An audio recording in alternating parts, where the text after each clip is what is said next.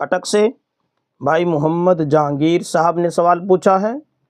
لکھتے ہیں محترم مفتی صاحب، ہم آپ سے یہ پوچھنا چاہتے ہیں کہ کیا احرام کی 2 چھوٹی چادروں کو جوڑ کر یعنی سی کر ایک بڑی چادر بنائی جا سکتی ہے یا نہیں؟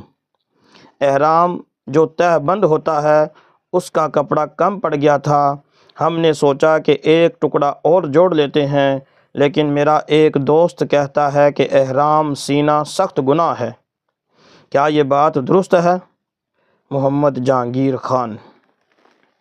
جی میرے محترم بھائی، احرام اگر 2 چادروں کو جوڑ کر ایک چادر بنائی گئی ہے تو شرعاً یہ ممنوع نہیں ہے۔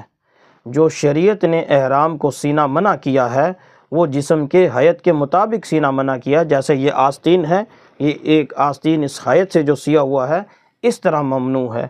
اگر احرام کی چادر سیدھی ہے، پلین ہے، چادر سیدھی ہے اور اس 2 حصوں کو جوڑ کر ایک بنایا گیا ہے تو شرعاً یہ ممنوع نہیں، بے شک یہ 2 حصے ہوں 3 حصے ہوں۔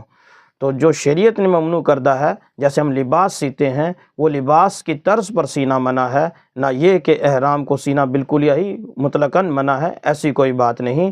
لہٰذا آپ اپنے دوست کو بتلا دیجیے گا کہ ہم نے 2 چادروں کو جوڑنا ہے، نہ کہ جسم کی حیت پر سینا، لہٰذا ایسا سینا کوئی منع نہیں ہے۔